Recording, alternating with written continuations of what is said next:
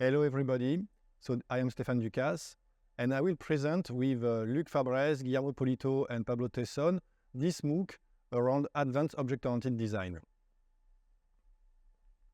So what we will see in this MOOC is that we will focus on really the roots of object-oriented design. From that perspective, we will not present any modeling strategies or methodologies or even visual languages like UML. In fact, we will focus on the key mechanisms that will help you to design robust and extensible applications. From that perspective, this MOOC is unique from the mixture of the different facets that we are bringing together. What we should also consider is that all in all, we have around 60 or more years of experience designing complex systems. So why this MOOC? In fact, we did the Pharo MOOC, which was really a good success.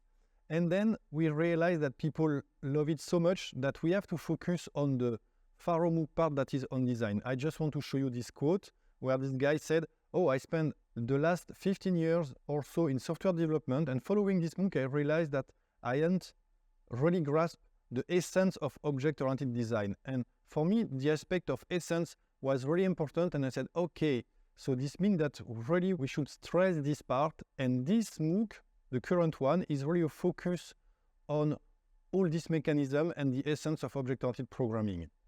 From that perspective, it is also language agnostic.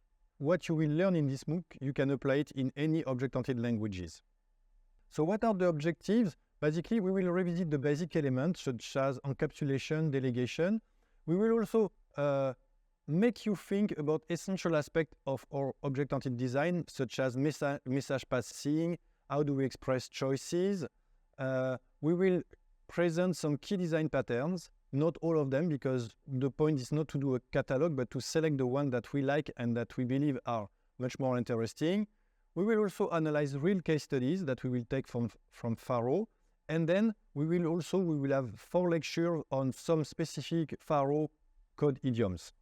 So this MOOC is divided in 10 modules that are somehow interrelated. So you can consume a bit the MOOC in the way you want, but this is better to follow the numbering that we proposed.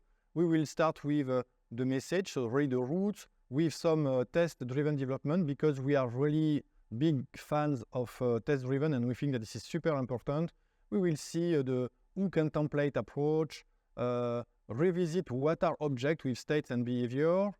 Then we will start to sketch and present some elementary design pattern, introduce after double dispatch, which is really important for more advanced design pattern. And then you will see there will be some aspects that are rarely covered in lecture, like sharing of object or even this inversion of control.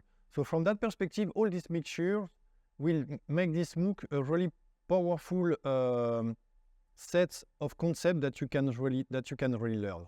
Now, the code example in this MOOC are from Pharo. Why? Because we are the Pharo creators, and for us, Pharo, this is super simple and beautiful. So that's why we naturally choose it. It would not have made sense that we use another language. So you will have to read a bit the syntax. For that, you take one of the lecture of the previous MOOC, and I think that in a couple of hours, you get started. And in general, we will show the Java equivalent if this is important. So why Pharo? This is what I explained before. From that perspective, this is a pure object-oriented languages, so we don't have all the type system, the type constraints of other languages. We have only object, messages, and lambda expression. So this means that you can map that to JavaScript or to Python from if you want. Just check the complement MOOC with 2 or 3 videos there. You can get started and follow this MOOC. I just want to stress one aspect here is that if you take the literature on polymorphism, you will have all kinds of definitions. And we have one that is, if it walks like a duck, if it swims like a duck, if it squawks like a duck, it's probably a duck. What does it mean? It means that in all this MOOC, when we said that we want polymorphic or that we want to use polymorphism, this is that you expose objects that expose the same API. This is objects that are substitutable. So we can take an object and place another one that is polymorphic, and the program should continue to somehow work. And the key aspect also is that polymorphic object does not imply that they are subtypes.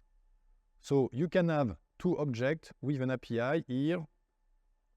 We have an API and I am a client and I expect this API. That's okay. I don't have to have a subtype relationship between those two. We don't need that. If we have it, then this is good. If we don't have it, then this is like that. So remember this definition because we use it a lot. So what I wanted to say as a conclusion is that this is really a unique MOOC. It took us something like 4 years to prepare it. We apply it in all kinds of lectures during these 4 years. Some slides went over 6 or 7 or 10 revision. We have accumulated something like 60 years of experience in object-oriented design and practices. We are building Pharo, and Pharo is a complex system, and not only Pharo, by the way. We will really use the concrete case and try to make them understandable, because when you want to have a concrete case, often they can be complex. And finally, what you will learn in this MOOC is really actionable in any object-oriented languages. So try to avoid to think, oh yes, this is a MOOC on Pharo. This is not a MOOC on Pharo. This is a MOOC on advanced object-oriented design.